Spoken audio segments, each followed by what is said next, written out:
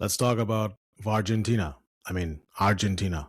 That's correct. I call them Argentina. I called them Argentina after the game against Egypt, and that has rubbed, oh boy, that has rubbed a lot of Argentina fans the wrong way. A lot of seasonal fans became professional soccer or football pundits and rules expert of the VAR, and they came at me like there was no tomorrow, and all hell broke loose. And a lot of fans that only knows Messi as a player in the Argentinian team and doesn't know about any other players or cannot name a single player apart from Messi also chimed in. And some of them used AI, Claude, to give us a lot of knowledge about what actually happened and how VAR was 100% right and Argentina deserved that comeback. Well, let me just get this thing straight. Argentina, yes, made the greatest comeback in a World Cup game after I think 79 minutes and beat Egypt, and Egypt choked in the end. All true, but there's an asterisk there.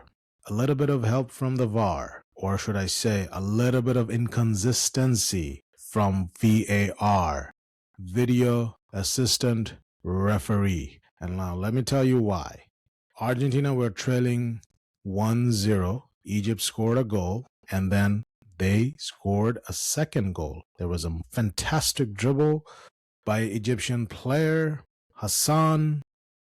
He dribbled and he passed it to Mohamed Salah. Salah passed it to Zico. Yeah, Zico scoring against Argentina, but it's Egyptian Zico. And they pulled that goal back because apparently there was a foul leading up to that goal. Now, here's my thing on this. Usually VAR was not interfering that much regarding these kind of situation earlier in the tournament, but once it became close to knockout stage, they intervened and they told the referee to take a look at it.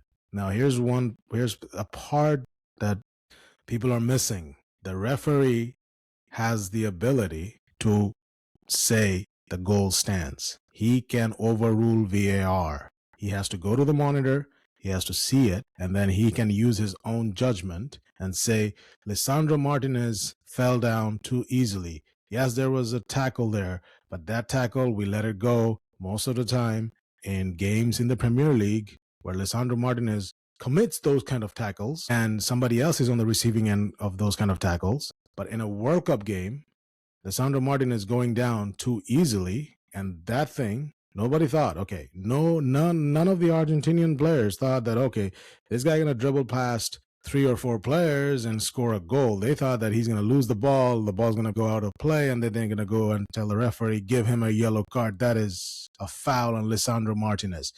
And then the referee's gonna be like, all right, good. Well, no, that's a foul, but no yellow card. But now VAR wants to step in and say, okay, that's a goal, but you should take a look at it. He goes to the monitor, he sees it, and he's like, oh, VAR told me to look at it. That means it's a clear and obvious error, and I'm going to give it a foul, and the goal does not stand. And then the same thing happens on the other end when the tie is 2-2. Some of you guys are saying Salah fell from a different angle. It looks like Salah was tripped. There's contact. It's a contact sport. So if Lisandro Martinez's one is a foul and VAR tells the referee to go and see it in the monitor, then why is Salah's one is not at least being checked by the referee, on-field referee? I'm not talking about VAR. VAR looked at it and said, okay, no worries. It's okay. And Argentina scores a goal from the counter. That's the winning goal, and that takes them through. Now, there's a lot of arguments about the rules of FIFA, VAR, but give me another argument. Here's one. Don't you think that the on-field referee has the ability to overrule VAR?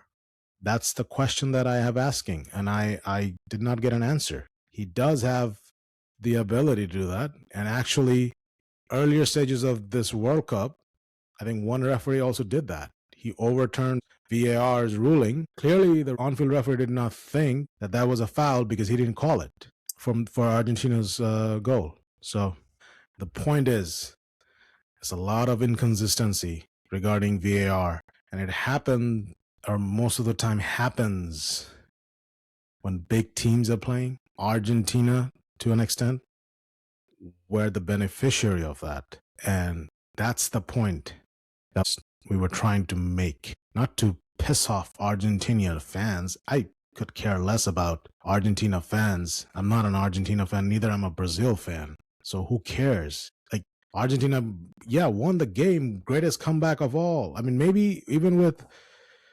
Egypt scoring at 2-0, and Argentina probably would have come back and won 3-2 or 4-2. Who knows? Or they could have taken the game to extra time after 2-2, and Argentina would have won. But fair is fair. Consistency, be consistent about the decision making. That's all. Just don't argue for the sake of arguing, and just don't be a blind supporter. I can be a blind supporter and say, oh, USA, Florian Balogun deserved to play. That was not a red card, and what the government and FIFA did were the right call. No, that was not the right call. I'm not a blind supporter.